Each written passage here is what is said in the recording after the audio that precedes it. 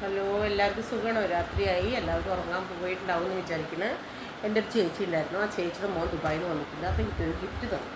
ആ ഗിഫ്റ്റ് എല്ലാവർക്കും കാണണ്ട, അപ്പോൾ എല്ലാവരും മുന്നിൽ ഓപ്പൺ ചെയ്യാമെന്ന് വിചാരിച്ചു. ആ ഗിഫ്റ്റാണ് ഇത്.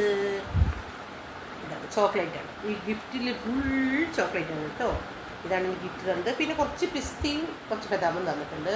അവർ മോൻ ദുബായിലായിരുന്നു. അവർ ദുബായിൽ നിന്ന് വരുമ്പോൾ കൊണ്ടുവന്നു. അപ്പോൾ എനിക്ക് അവർ തന്നതാണ് കേട്ടോ. പക്ഷെ ഞാൻ കുട്ടിയല്ല കേട്ടോ, അവർ ചോക്ലേറ്റ് തന്നു. അവർക്ക് ഒത്തിരി ഇഷ്ടമാണ്. അപ്പോൾ അവർ കൊണ്ടുവന്ന് തന്നതാണ്. അപ്പോൾ ഞാനിന്ന് ചോക്ലേറ്റ് ഒന്ന് ഓപ്പൺ ചെയ്യാം, എല്ലാവർക്കും കഴിക്കണ്ടേ, എല്ലാവർക്കും തരാം കേട്ടോ. എനിക്ക് എൻ്റെ കയ്യിൽ എന്ത് കിട്ടിയാലും അത് എല്ലാവർക്കും കൊടുക്കാം, അപ്പോൾ എനിക്ക് സന്തോഷം ഉണ്ടാവുള്ളൂ. അപ്പോൾ ഞാനിന്ന് ആ ചോക്ലേറ്റ് ഓപ്പൺ ചെയ്യാൻ പോകുന്നു. ഓപ്പൺ ചെയ്തു. ഓപ്പൺ ചെയ്തിട്ട് ഞാനിപ്പോൾ കാണിച്ചു തരാം, എല്ലാവരും കണ്ടോളൂ.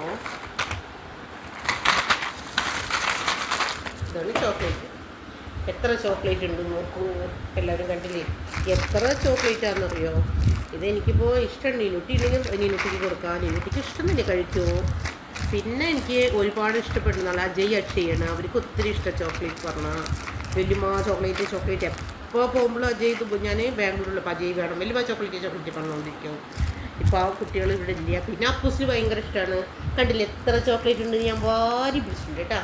എന്തോ ഒരു ടേസ്റ്റുള്ള ചോക്ലേറ്റ് എന്നറിയാം. ഒരെണ്ണം കഴിച്ച് നോക്കിയെടുത്തിട്ട് വളരെ ടേസ്റ്റ് ആയിട്ടുണ്ട് കേട്ടോ.